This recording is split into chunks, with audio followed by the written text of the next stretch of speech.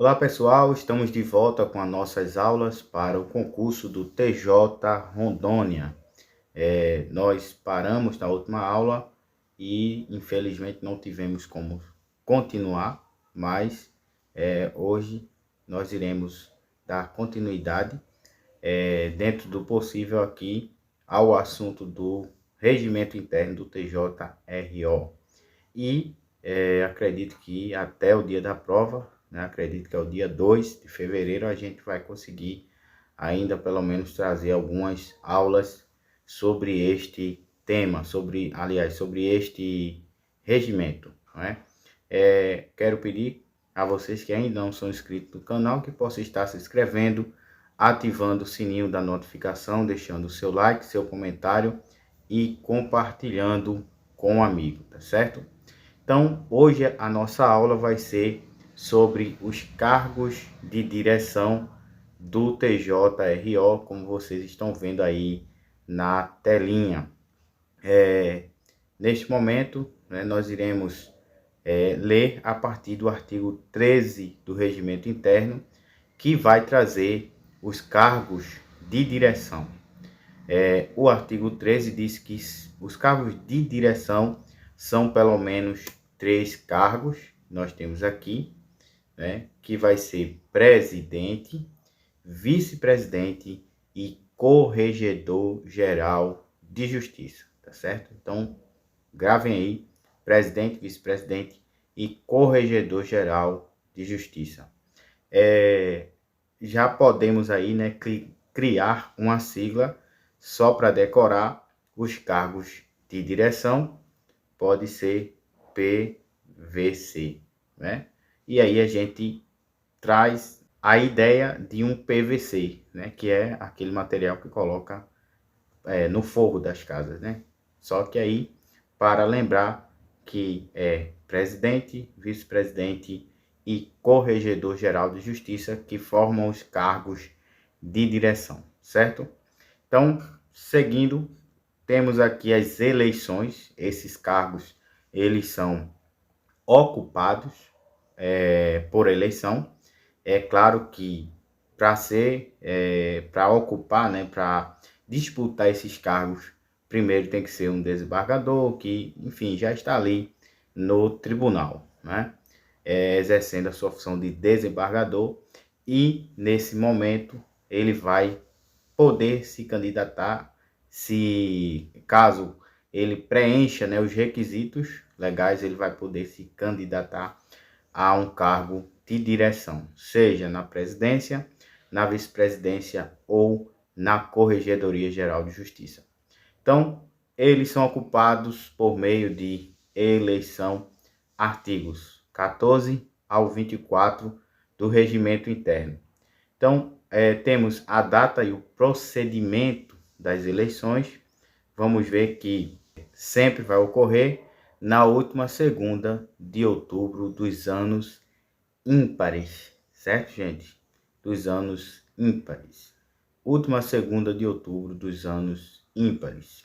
Se não houver expediente, vai ser no primeiro dia útil imediato, porque é claro que nem sempre a essa data, né, última segunda-feira de outubro dos anos ímpares, nem sempre vai cair num dia útil, que é o dia que o tribunal ele estará atuando, né, funcionando, que nesse caso é de segunda a sexta e sem ser feriado também, né? Então, caso caia num dia que não seja dia útil, passa automaticamente para o primeiro dia útil imediato, após aquela data.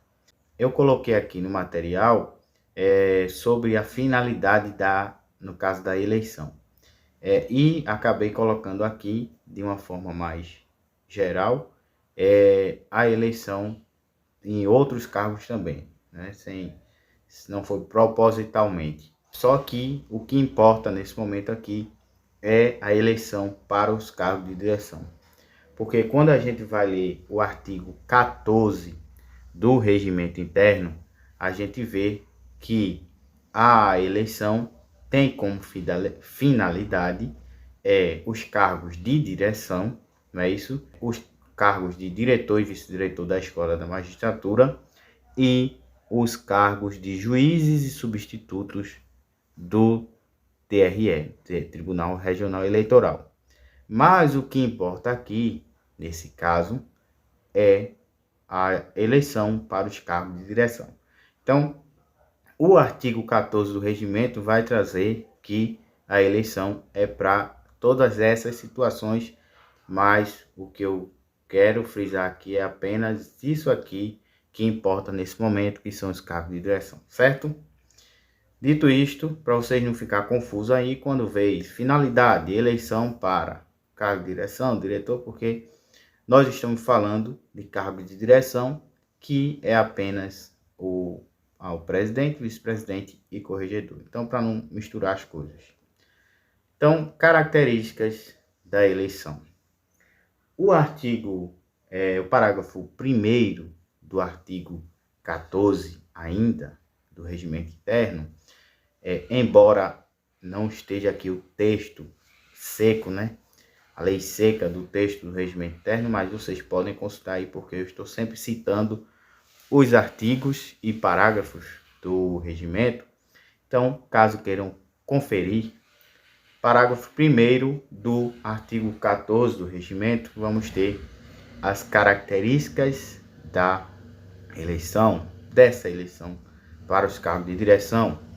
Então, em primeiro lugar, vamos ter que a sessão será pública, ok? Sessão pública, o que significa que todos podem ter conhecimento daquela eleição para os cargos de direção. Embora a sessão seja pública, o escrutínio é reservado, ou seja, o voto é reservado, tá certo? Então, cada um vai votar e não interessa a ninguém saber em quem, né, ele votou. Outro detalhe é que todos os desembargadores podem concorrer à eleição, tá certo? Todos os desembargadores. É claro que sempre tem as regrinhas e das regrinhas nós temos as exceções. Então, quais são as exceções para concorrer aos cargos de eleição? Questão de prova, viu? Os impedidos e os que apresentarem recusa, certo? Apresentarem recusa. Ou seja, ninguém é obrigado a se candidatar a presidente do Tribunal de Justiça do Estado de Rondônia, nem de Tribunal de Justiça nenhum, porque o princípio da legalidade nos diz no artigo 5º, né, da Constituição Federal que ninguém é obrigado a fazer, nem deixar de fazer coisa alguma, senão em virtude de lei. Então, se não tem lei nenhuma me obrigando, eu tenho livre vontade para recusar. Então, impedidos, que a gente vai ver no próximo tópico, e os que apresentarem recusa, certo? Então, quem são os impedidos? Ou quais são as situações que vai demonstrar ou identificar que determinado candidato está impedido para postular, né, as eleições ao cargo de direção. Artigo 15 vai dizer o seguinte, né? O desembargador que tiver exercido quaisquer cargos de direção por 4 anos ou de presidente por mais de 1 ano, não figurará entre os elegíveis até que se esgotem todos os nomes, certo? Então, exercer um cargo de direção por 4 anos, então está impedido, seja como presidente, seja como vice, seja como corregedor. Exercer um cargo de presidente por mais de 1 ano, né? E nesse caso, o impedimento permanece até que se esgotem todos os nomes elegíveis. Nesse caso aí, o impedimento ele permanece. Então, se houver pessoas elegíveis, entra na vaga, entra na candidatura, né? E caso realmente não exista ninguém, a pessoa pode disputar novamente. Então, é isso que o texto do artigo nos dá a entender. Agora falando sobre a sessão preparatória, que é a sessão que trata sobre a preparação para as eleições. Então, quando ocorre essa sessão? Artigo 16 do Regimento Interno. Ela ocorre anterior à eleição, é claro, né? Se é preparatória, então é antes das eleições. O horário dela será sempre às 9 horas da manhã. E a finalidade da sessão preparatória é a aprovação das cédulas de votação, definição dos impedimentos, registros das recusas e dirimir dúvidas, tá certo? Então, são essas 4 situações para que serve a sessão preparatória. Cuidado para não confundir a sessão preparatória com a sessão de votação. Então, vai aprovar as cédulas de votação, mas fulano de tal, ciclano, está apto para ser um candidato votado, vai definir os impedimentos, né? Vai dizer quais são os impedimentos de fulano, de A, de B, etc. Vai registrar quem não quer, certo? E, caso alguém tenha alguma dúvida, eles vão elucidar as dúvidas, certo? Então, é isso, a sessão preparatória. Agora, para o processo de votação, o artigo 17 traz que o horário vai ser também às 9 horas, certo? O quórum para a sessão de votação é maioria absoluta, certo, gente? Eu não sei se eu já falei isso na nossa primeira aula, que vocês estejam sempre atentos à questão de quórums, né? Quórum de votação, quórum de presença, porque às vezes apenas para funcionar, para abrir, né, ou para ter determinado trabalho dentro do tribunal, exige-se, né, um quórum de presença, certo? Então tem quórum de presença e tem quórum de votação. Nesse caso aqui é um quórum de votação, então vocês têm que observar qual é o quórum, certo? E qual é a matéria. Então, nesse caso, cargos de direção, a votação se dará por um quórum de maioria absoluta. E lembrem desse significado, não é? De cada quórum, maioria absoluta, maioria simples e também a maioria qualificada, que é 2/3, né? Sempre quando for 2/3, também é visto como maioria qualificada. A maioria absoluta vai sempre considerar mais da metade dos membros presentes na reunião, tá certo?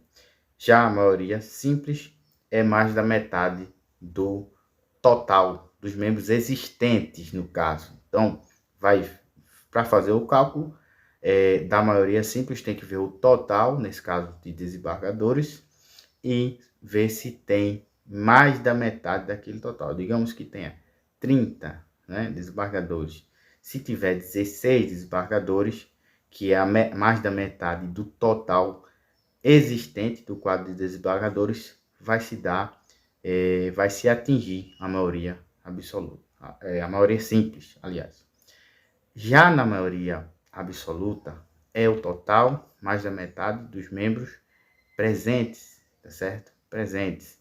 Então, digamos que mais da metade dos membros presentes votou em determinado candidato, então o candidato vencedor vai ser aquele que teve voto, né, de mais da metade dos membros presentes, tá certo? Que estão ali naquela reunião, e não do total. Eu sempre costumo chamar de membros presentes para a maioria simples, aliás, para a maioria absoluta, e membros existentes para a maioria simples. Então, por exemplo, tinha 30, de novo, né? 30 desembargadores. Né? O total dos desembargadores, vamos mudar agora para 50. Tinha 30 desembargadores presentes e 16 votaram no candidato A. Então, formou a maioria absoluta, porque mais da metade dos presentes votaram no candidato A e o candidato A será o vencedor da eleição. Entendeu? Então, é isso. E a maioria qualificada é sempre quando for 2/3. 2/3 do total, né, dos membros existentes. Agora, auxílio, né? Vamos ter aqui 2 desembargadores mais novos, né? Vão estar ali para auxiliar na hora da eleição, né, do processo de votação. E as características da eleição é que a votação é secreta, a gente já falou isso, né? Escrutínio secreto. Urna própria para cada cargo, ok? Então, o cargo presidente, vice-presidente, corregedor.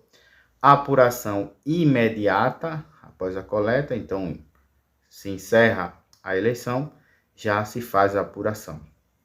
E a ordem, né, da apuração vai ser, da votação da apuração vai ser presidente, vice-presidente, corregedor geral, tá certo? Eleito, como já falamos, vai ser aquele que vencer pela maioria absoluta dos votos, certo, gente? Então, será eleito. Em caso de empate, aí, se der número iguais, né? Números iguais. Então, se procede a um segundo escrutínio entre os dois mais votados e se persistir, né, o empate, o eleito mais antigo. Então, nesse caso, o que for mais antigo vai vencer o empate das eleições, ok? Agora, o artigo 18 vai trazer a questão do voto dos ausentes. Então, eu estava ausente, eu posso votar? Essa é a pergunta. Posso votar no candidato? É permitido, né? Somente em caso, temos aí 3 casos, que é licença, férias e motivo de serviço. Então, digamos que ele estava a serviço em outro local e não pôde comparecer, né, àquele processo de votação. Então, nesse caso, ele poderá votar, né? E o procedimento vai ser, primeiro, faz o requerimento ao presidente, né? Faz o envio de cédula e sobrecarta. Depois, né, vai ter o retorno até início da votação.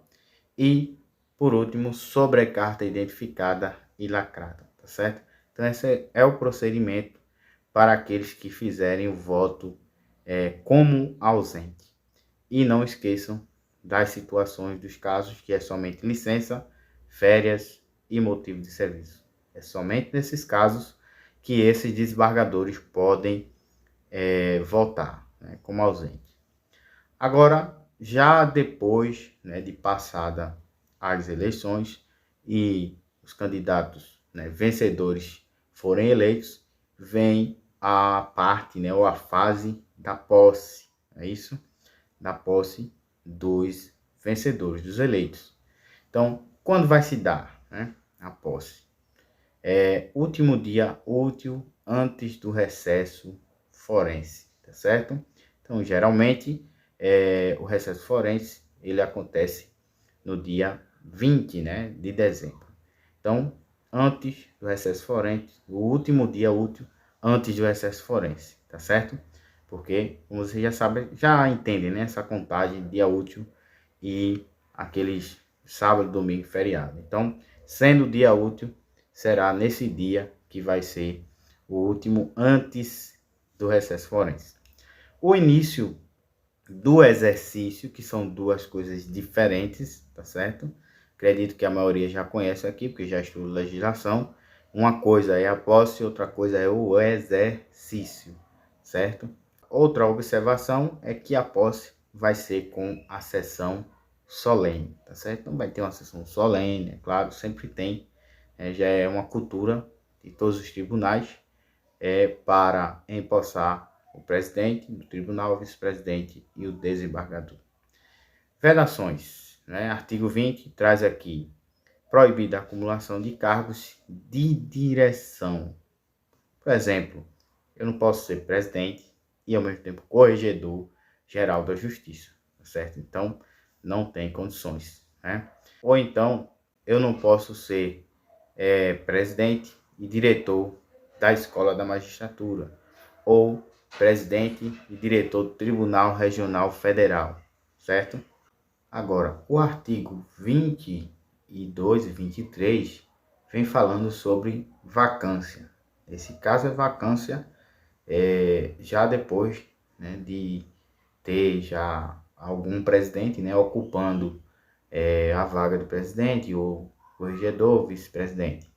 Então, caso ocorra, né, alguma vacância, que pode ser por morte, pode ser por várias situações, vai ser possível, né, ser realizada uma nova eleição em 10 dias úteis para o período restante. Então, geralmente, né, esses cargos de direção, eles têm um período de mandato de 2 anos, né, período bienal. Então, nesse caso, digamos que falte 6 meses, né, por exemplo, então vai ser feita uma eleição em 10 dias e a pessoa passa o período restante. O novo presidente, o novo candidato, né, que ocupe o cargo, passa o período restante naquele período que falta. No caso de vacância, né, após a eleição, é importante lembrar que haverá posse imediata. Então, nesse caso aqui, vai ser dispensada, né, no caso, aliás, não é que vai ser dispensada, né, mas vai ser, não é exigida a sessão solene, tá certo? Pode ter sessão solene, pode ter, mas independentemente de ter ou não sessão solene, a pessoa que vai ocupar aquele cargo, ele vai ser empossado de forma imediata. Por quê? Porque o mandato já está em curso. Então, segue-se essa lógica de que o mandato já está em curso e, nesse caso, a posse será feita imediatamente. Ok, gente? Então, agora, o último artigo que fala sobre essa questão dos cargos de direção é o artigo 24, que vai tratar das comunicações. Então, simplesmente após a posse, né, após a sessão solene, vai ser feita a comunicação. O presidente do Tribunal de Justiça, ele vai oficiar aos órgãos, né, vai comunicar de forma oficial a todos esses órgãos que vocês estão vendo aí nessa listinha: presidente do STF, CNJ, Congresso Nacional, Ministro da Justiça, STJ, presidente do STJ, governador do Estado, presidente da Assembleia Legislativa, Cortes Federais, Tribunais de Justiça, né, dos Estados, da Federação, presidente do Tribunal de Contas, Procurador-Geral de Justiça e o Defensor Público Geral. Então, ele vai comunicar a todos esses órgãos, né, ou autoridades sobre a posse e as eleições, né, dos candidatos a esses cargos de direção, certo? Então, é isso que trata esse assunto da aula de hoje sobre os cargos de direção, que veja como é fácil, né? Assunto bem simples, dá para entender totalmente a lógica dessa questão dos cargos de direção. Agora vamos fazer algumas questões aqui no nosso material. Lembrando que ainda tem aqui, né, alguns assuntos, algumas observações, mas eu creio que eu falei tudo sobre as aulas durante a aula, né?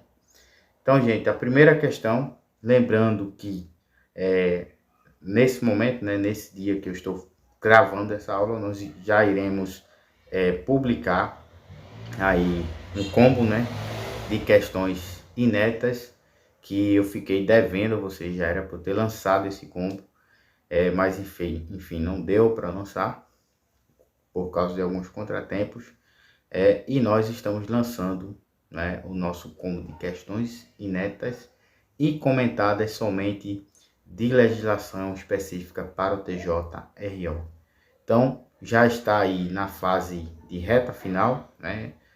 Faltando praticamente poucas semanas para a prova, então você deve nesse momento focar totalmente em questões, principalmente nessa parte de legislação específica. Então, se você deseja adquirir este combo, é só clicar no link da descrição, que dará acesso ao nosso WhatsApp. Lá nós iremos te passar todas as informações. Serão mais de 200 questões inéditas e comentadas no modelo da banca, formato de múltipla escolha, né, sobre essas leis específicas ou internas do TJRO, tá certo? Então, esse material também das aulas nós iremos passar para vocês.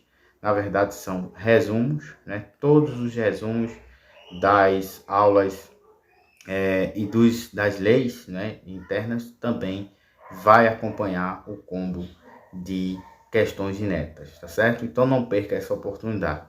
A primeira questão traz o seguinte: sobre os cargos de direção, é incorreto afirmar.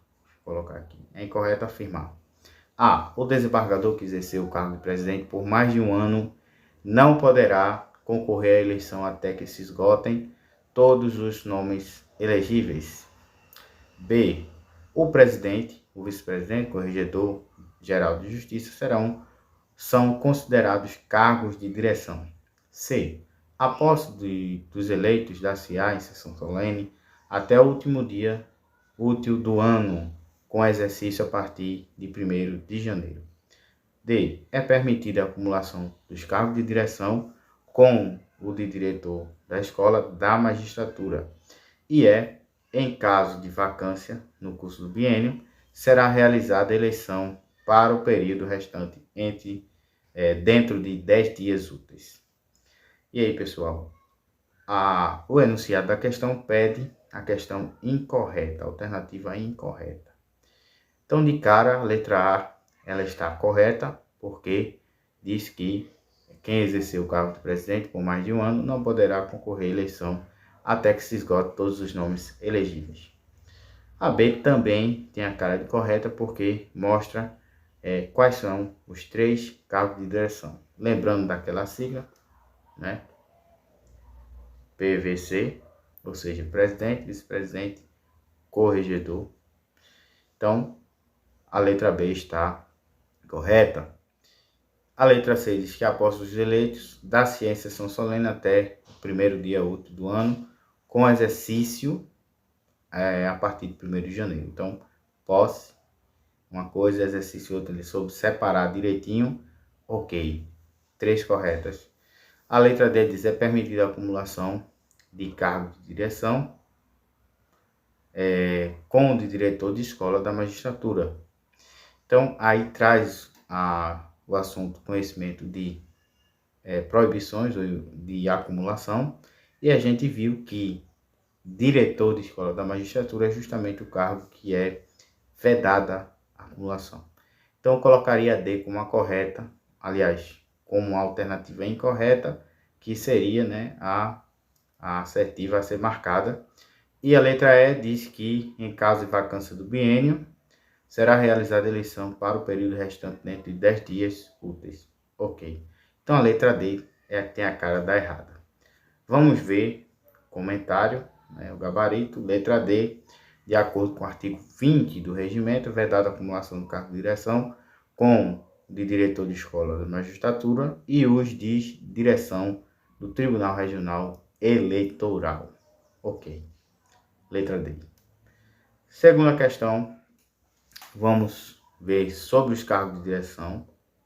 Aliás, sobre a eleição para os cargos de direção do TJRO, assinale a alternativa correta. A votação é aberta e nominal. B. Havendo empate no segundo escrutínio, será considerado eleito o desembargador mais novo. C. Para ser eleito é necessário obter maioria absoluta dos votos, considerado o número total de membros do tribunal. D. A eleição ocorre na última segunda-feira de agosto dos anos ímpares. E não é possível o voto de desembargador ausente em razão de férias. Então vamos começar pela E, né? A E já está errada porque tem as 3 situações de voto de ausente e uma delas é a questão de férias. Além das férias, tem a licença e tem serviço, não é isso? Então a E está fora. D, a eleição ocorre na última segunda-feira de agosto. Errado também porque não é agosto, é outubro. C, para ser eleito é necessário obter maioria absoluta dos votos. Ok, até aí está certo. Maioria absoluta. Considerado o número total de membros do tribunal. Vamos deixar essa aí por enquanto. B, havendo empate no segundo escrutínio, será considerado eleito o desembargador mais novo. Errado. Caso de desempate, é o desembargador mais idoso que desempata. A votação é aberta e nominal.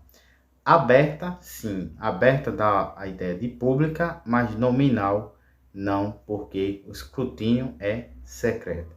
Então, aqui está com cara de certo a letra C. Vamos conferir, né? Pode ser que eu esteja errado.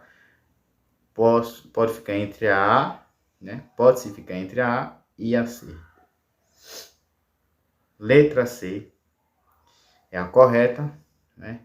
Porque é o número total. No caso, maioria absoluta, número total. Talvez eu tenha me confundido, né, na explicação, tenha trocado. Agora que eu me toquei. Eu acho que eu falei o contrário, o conceito de maioria absoluta e maioria simples. Mas aí vocês entendem que é normal, né? Qualquer um pode trocar. Então, é isso aí. Maioria absoluta, né, dos membros totais. Ok.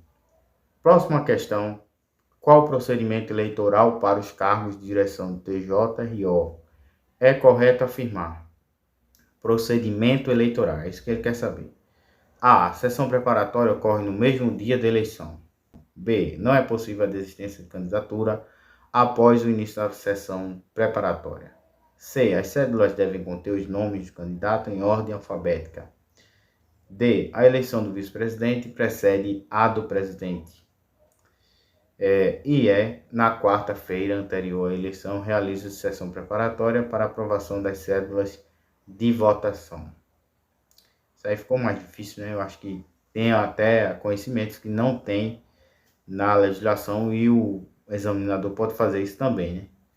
Mas, de cara, a gente pode já descartar alguns aqui, como a letra D, porque a do vice-presidente não precede a do presidente, mas o oposto, né? O presidente primeiro, depois vice, depois corregedor. Já descarta a letra D. A B diz, não é possível a desistência de candidatura. Errado, é possível sim. Após o início da sessão preparatória. Mas a gente vai ver aqui qual é a resposta. Resposta letra E.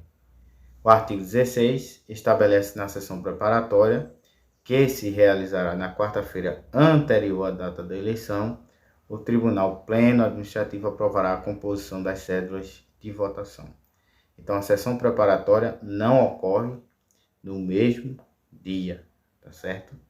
Um dia ocorre a preparatória e o outro dia ocorre a de votação. Esse detalhe eu realmente não expliquei, né, no momento que a gente está explicando lá, mas foi bom ver uma questão abordando isso, que a gente deixou aqui bem claro, né? Próxima questão diz, em caso de vacância de cargo de direção do TJ-RO, A. Deve-se aguardar a próxima eleição ordinária. B. Após o eleito para o período restante existe sessão solene. E C. O prazo para a nova eleição é de 30 dias. D. O eleito assumirá desde logo as funções, independentemente de sessão solene. E é necessária a convocação de todos os desembargadores aposentados. Então, de cara, a gente já descarta a letra E. Não tem essa questão de aposentados, mas dos ativos. A letra D é a que está com cara de certa, porque o eleito assumirá desde logo. Então, independente de ter ou não sessão solene, ele já pode assumir, porque é uma eleição. onde o mandato está em curso, lembre disso. E as outras, né, diz o prazo para a nova eleição é de 30 dias, está errado, são 10 dias. Grave também essa questão de prazos, quórum, prazos, exceções, sempre foque nesses assuntos, né? B, a posse do eleito para o período restante existe sessão solene, então ela contradiz a letra E, está errado. E A, deve-se guardar a próxima eleição ordinária, também está errado, certo? Então, letra E, conforme, aliás, letra D, conforme o gabarito. Então a gente vai parar por aqui e mais uma vez, se você desejar adquirir o material de questões e também de resumos, é só clicar no link da descrição e lá nós iremos te passar todas as informações. Não perca e aproveite enquanto tem tempo. Até a próxima aula. Tchau, tchau.